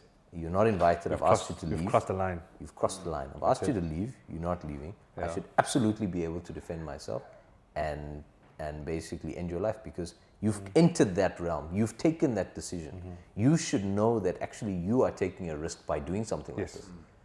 The system as it stands is, no, let them take a chance. You now, as a rational person, law-abiding citizen, house owner, property owner, family man, must now go and make sure that they have the best opportunity to live through that situation. I don't agree with it. I'm like, listen, there's people that have decided that this is a society that they don't want to play by the rules. So absolutely, make it difficult for them. Let people who have guns be more proficient. Make it a higher caliber of person owning a gun, so that we do have more rational people who have guns. And actually, take it a step further. Let's have more courses on situational awareness. Yes. Let's start there. Let's have situational awareness classes. Let's understand and discuss the white to black color. Let all of us from school level be aware of what is a risk, what's not a risk. And thereafter, once you've got that, say, okay, who are the people who absolutely need a gun? Let them have the gun, but make it easier for people to be monitored along that journey. That's fair. Yeah. So if every single South African, 60 million of us, minus the 5,000 who are creating issues for us, had a weapon, all of us know that when we're in an environment with our weapons, we know how to behave. We know when and where to use our weapon. We know how to ensure that that weapon doesn't become a threat to ourselves or to the people around us. And the 5,000 who shouldn't have it, they are the ones that are removed from society, and they are the ones that can't get it. So very much like the way we've got a system for cars, we've got beautiful highways. That Pietermaritzburg stretch in the N3 now is so beautiful, 5 lanes, world class. I love it. But if you've got people, and I just experienced it now, you've got people who don't know how to drive, who don't know how to keep left and pass right, who don't know how to check that their vehicle is actually roadworthy, who don't know how to understand the simple physics, if that's the right terminology. If your car is on the highway and you're doing 60 k's an hour and everyone else is doing 120, you are a risk in that highway. You're supposed to be extreme left so that you don't cause any hazards. So those are like normal things that people should be aware of. And I think if the training started at a young age, from the basics, have foundational building blocks towards getting that, and also not have this, let's make everyone pass because we want to make them pass. You have to be proficient, and you have to be consistently proficient to have that level of responsibility. You have a license for your car. I don't think, myself included, I don't think any of us should be allowed to drive a car that can end someone's life without passing certain stages. Like, your car needs to be roadworthy. You need to know that you're in a sound mind. There have been times when I've driven and I've noticed in myself, listen, I actually right now, not that I don't smoke, I don't do drugs, but I've noticed in myself, I'm tired now. And luckily I'm in a situation where I pull off my car and tell my father-in-law, please drive, or phone someone and say, listen, I'm feeling tired, I don't want to drive right now. Something just doesn't feel right, in my body, whatever that reason is. I think we need to be more aware of those things, and not just speaking about guns, but like, you have people being able to have kids. I mean, a gun is dangerous, but people are the ones that, not the gun, sorry, the people are the ones, that are dangerous. So if you allow people to bring their children up in a better way, in a way that's more societally acceptable and also harmonious, you don't have this issue. Like, you can have a Swiss situation, like you said, I didn't know this, but if they've got the highest rate of gun ownership, it's great, but they are just a more aware society, so it is easier to own guns. So absolutely everything you're saying, spot on, but I'm like, how do we work in a situation that we're in right now? If you gave us more guns and the criminals weren't, or rather criminals weren't disarmed, what stops them from getting better guns? And then we've got to get better guns. And then they get even more guns, and then we've got to get more guns. And then eventually it's just going to keep pushing to the place that has the least resistance. Our women and children, even with guns in their hands, might not be able to defend themselves as well as a gentleman such as yourself. So it will always be pushed onto those who are less able to defend themselves. So the weak and the meek, those are the things that I worry about. Not to say that no one should have guns, absolutely have guns, but let's fix the problem from the root level. And I think just back to your original points, I just want to reply on some of them. Great analogy about the airplane. I think it's fascinating. I think that it reminds me of during lockdown when they kind of closed everything and you weren't allowed to leave your house, and they brought the military in, and they banned alcohol, they banned cigarettes, and all these other type of things. I think that it reminds me of that, where Becky Sele turned around and said, we've had a reduction in crime by I don't know how many %. Well, yes, because you got the military into the townships and people weren't allowed to leave their houses. So, And they weren't drinking. Alcohol's a big oh one. no, definitely, that's 100%. I didn't want to even touch on that, but you're 100% right. But my point is that it's easy to say, okay, well, look, you walk in an airplane, it's a controlled environment, therefore there's nobody's trying to kill anybody. Yes, because that's not sustainable. We can't live like that 24/7, 365. Just like with the lockdown, you couldn't have the military permanently everywhere all the time. So once again, in an ideal world, yes, those things work, but they're not practical in any way whatsoever. Back to the whole carbon monoxide, putting the head in the oven, and that study that was done in the UK. I think that we also have to understand, and I'm going to give you an example of this. We are slightly different down here in South Africa. Like, things are a little bit different. This is the Wild West. And I'm not saying this in a derogatory or racial way. I mean, like, for us, it's the Wild West. I mean, there's things that shouldn't be happening that are happening, and there are things that that don't make sense. So, yes, that study may have applied or been relevant in that country with those socioeconomic problems. I don't think that same concept applies into this country, where if you remove this, then therefore the consequence is that it doesn't make sense. I'll give you an example of something that doesn't make sense. So one of the brands of guns that we keep is a brand called Glock. It's an Austrian brand. Glock is arguably one of the best brands of guns you can buy. It's a Toyota of guns. Absolutely, literally and figuratively bulletproof, reliable. I was fortunate that Glock has representation in South Africa, and we go on regular training with them. Not just about the product knowledge, but about maintenance on the gun. So how to take them apart, how to clean them, how to look for wear and tear, run diagnostics, change parts on them, like a mechanic, but for a gun. And we were doing a training course with them, and they showed us something where they obviously supply a lot of the metro police within this country. And they had a gun that had a fault on it, and it was physically not possible for this fault to happen. It actually went back to Austria, and Austria told them, we've been manufacturing guns since the 80s, and we've sold I don't know how many millions and millions. We've never seen this type of thing ever happen. I know that it's a very random, small example. What I'm trying to say is that things are a little bit different in this country. What necessarily works in the Northern Hemisphere, in Europe and other countries, and America as well, doesn't necessarily work here for us. Things are very different culturally, economically, the politically. Our history is different, our cultures are different, and I think that there are things that we can definitely learn from the rest of the world, but I also believe that there are certain things that they just won't work here. And I think that it comes back to the same issue we're talking about, that in an ideal world, yes, everything you say makes sense, but until we can confirm or we can promise or make sure that these things are always under control. For example, like you said, get rid of illegal guns first, then get rid of legal guns. The day that illegal guns are removed and there's 100% certainty in whatever way or form that's even possible, that there will never be another illegal gun to exist on planet Earth, that is the day legal guns will give up their guns. Yeah, 100%. Until I get that day, I don't think there's even point even having a discussion about it, because it's like Santa Claus and the Tooth Fairy at this point. It just doesn't exist. It will never happen. The only way it can happen is if we go back in time, we get a time machine, and we get back to the day where the Chinese invented gunpowder, and then we just don't let that happen. Yeah. That is the only way we'll ever achieve that goal. But until then, it's not that we shouldn't have just healthy discussions, but I feel like that's just a waste of time to even have a discussion that let's get rid of illegal firearms. We'll get rid of it today.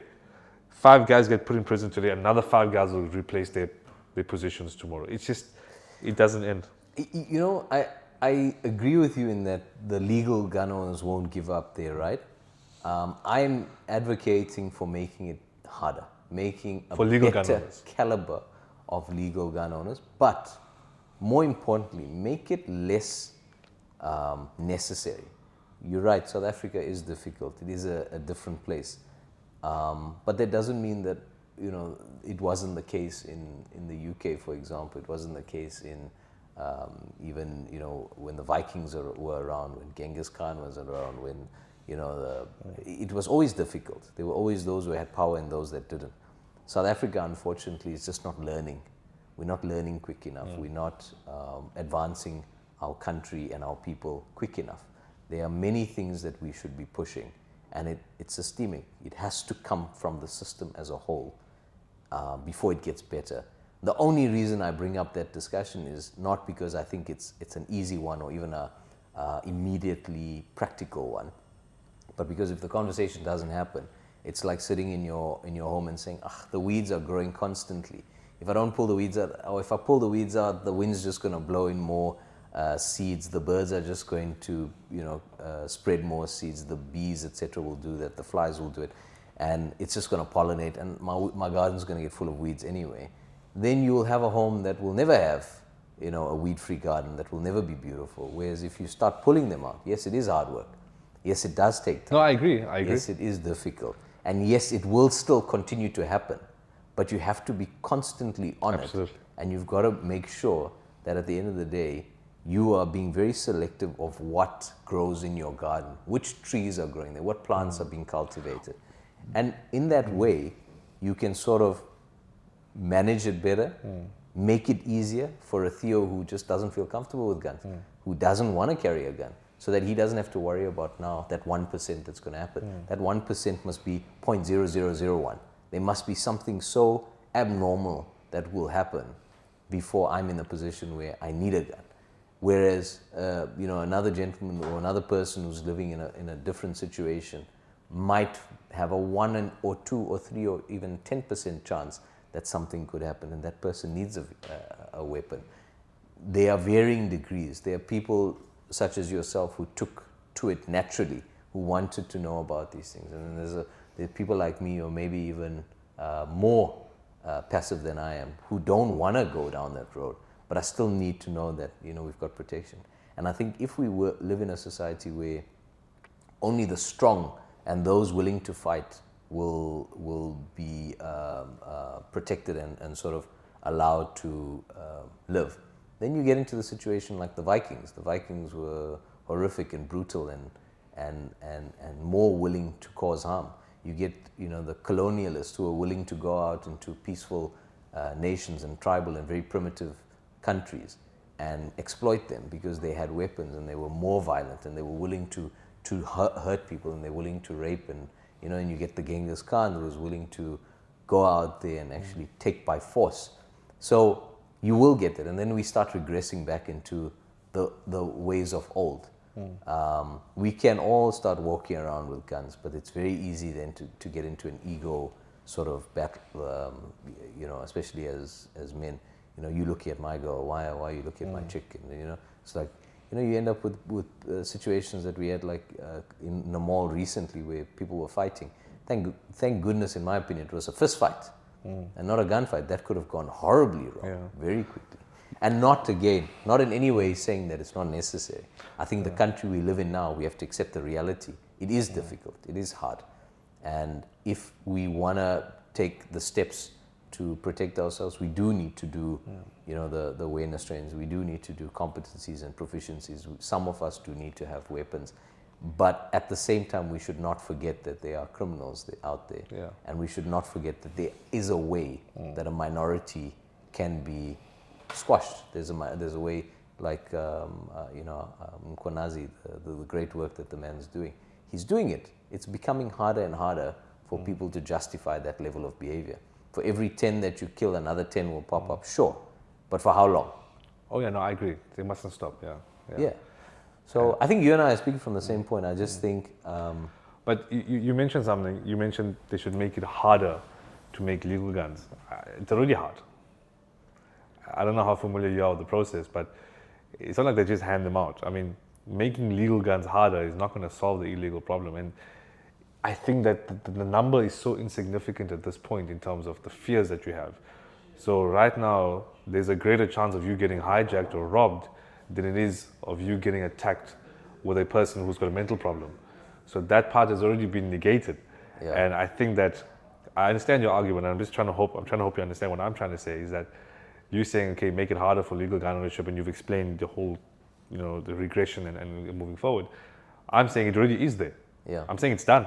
It's making it harder. It's not going to achieve anything. Yeah. It's just going to stop good people from owning guns. Yeah. And the argument back to about weeding the garden, I agree with you. We should never stop. Yeah. But the argument of blanketly eventually getting to a point where nobody has guns is just saying, oh, well, listen, because I can't remove the garden, just concrete the whole place. That's the argument, you know? Yeah, I get you. yeah. You know, something we need to do, I think that situational awareness is very important. Even if it's not with me, you need to do it. You need to do that training and offer it for free as an online type of thing. Because absolutely people are just not switching, and myself included. I'm probably like beige at best. yeah. Honestly, I just got lucky. I do see things, I am switched on, but I've also done, you know, we've got this, what is it called? This bias towards innocence. You know, like the situation is I'm overreacting. There is a bias. There's a whole study on that, where we want to see the best in people. Like a criminal is living in your home. I never knew. I just didn't know that he was capable of this. I never knew that she could do such a thing, because our bias is actually skewed towards, you know, believing the best. Yeah. So I think you need to absolutely do it, and I would definitely want to watch that and 100%. be a bit So more the series aware are going to start. But gentlemen, thank you so much for this one. Very insightful, very interesting, and I love the whole banter between the two of you guys. I learned a lot, and I'm sure the viewers learned a lot as well. But I'm sure we'll definitely have Luqman back in the future. Yeah, 100%. Good, interesting. 100%. So thank you so much, guys. Thank And you. I appreciate everybody. Yeah. looking forward to the next one. Thank you.